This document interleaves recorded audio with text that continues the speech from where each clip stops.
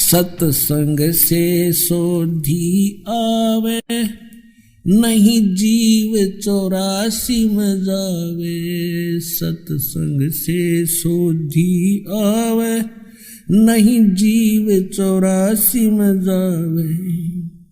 अब मेटो द्वेष और राग, हो राग या उम्र बतेरी जाली। अब मेटो द्वेष और राग, हो राग या उम्र बतेरी जाली।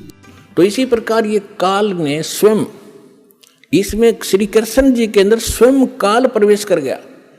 श्री कृष्ण भी ये 3 लोक के प्रभु हैं, एक विभाग के। इसके अंदर आम प्रेत नहीं प्रवेश कर सकता। इनके अंदर, इनमें इतनी पावर होती है। तो उनके अंदर काल स्वयं आया और उसने गीता का ज्ञान दिया। तो यहां ब्रह्म बोल रहा है इस गीता को। अब हम परम अक्षर ब्रह्म कहेंगे, उसको पूर्ण ब्रह्म कहेंगे, जो इससे अन्य परम शक्ति है और उसको हमने पाना है।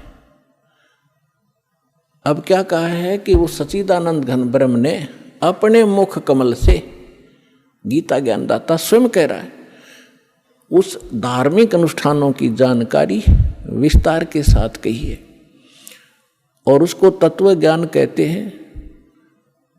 और उस ज्ञान को प्राप्त करके प्राणी सभी कर्मों से मुक्त हो जाता है, उसका वो छुटकारा पा लेता, उसका पुनर्जन्म नहीं होता। चौथे अध्याय के 34वें श्लोक में कहा कि अर्जुन, उस तत्व ज्ञान को जो परमात्मा स्वयं आकर अपने मुख कमल से वो वाणी बोलता है, वो तत्व ज्ञान है। उस तत्व ज्ञान को, उसको सूक्ष्म वेद भी कहा है। उस तत्व ज्ञान को तू तत्वदर्शी संतों के पास जाकर समझ, उनको दंडवत प्रणाम करने से, कपट छोड़कर सरलता पूर्वक प्रसन्न करने से वो तत्वदर्शी संत तुझे उस परमात्म तत्व का अर्थात तत्व ज्ञान का उपदेश करेंगे। अब 15वें अध्याय के प्रथम मंत्र में उस तत्वदर्शी संत की पहचान भी बता दी है कि जो संत उल्टे लटके हुए संसार रूपी वृक्ष के, ये संसार रूपी वृक्ष है अर्जुन, ऊपर को जड़ वो तो पूर्ण परमात्मा है, पूर्ण ब्रह्म है, जिस जो सबका धारण पोषण करता है। 15वें अध्याय के 1 से लेकर 4 श्लोक में और 16-17 श्लोक में 3 पुरुष, 3 भगवान, 3 ब्रह्म स्पष्ट किए हैं। सरपुरुष कहो, सरब्रह्म कहो, ये तो काल है। सर माने नासवान, ये 21 ब्रह्मांड का स्वामी, ये सरब्रह्म है। और दूसरा अक्षर ब्रह्म, अक्षर पुरुष कहो, चाहे प्रभु कहो, स्वामी कहो, राम कहो, ब्रह्म कहो, ये 7 संख्य ब्रह्मांड का स्वामी है। इसकी आयु बहुत लंबी है, लेकिन इसकी भी मृत्यु है, इसलिए इसको भी अक्षर पुरुष कहा है। ये चिरस्थायी है।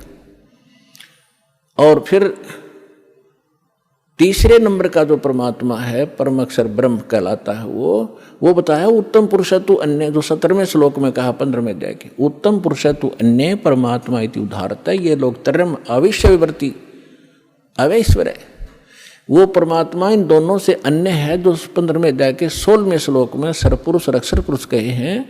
इनसे कोई अन्य है वो परमात्मा जो सबका धारण पोषण करता 3 लोकों में प्रवेश करके। तो 15वें अध्याय के प्रथम श्लोक में बताया कि ऊपर को जड़ और नीचे को शाखा वाला ये उल्टा लटका हुआ संसार रूपी पीपल का वृक्ष समझो, एक फॉर एग्जाम्पल दिया है।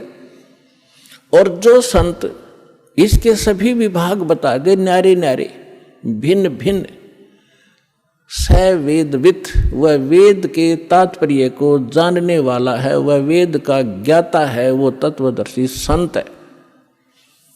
तो पुण्यात्माओं, 600 वर्ष पहले परमात्मा स्वयं आए थे, जैसा उनका विधान है कि वो स्वयं आकर अपने मुख कमल से उस तत्व ज्ञान का प्रचार करते हैं, जो हमारे नकली धर्मगुरुओं ने, डुप्लीकेटों ने रिजेक्ट करके कूड़े की टोकरी में डाल रखा था, धानक जुलाहा कह के, उसकी बाणी झूठी कह के। आज दास को परमात्मा ने जोरी बनाया, उस लाल को परखा और उसको कूड़े की टोकरी से उठाकर आज सिद्ध कर दिया कि Kabir is God, Kabir is God, Kabir is complete God.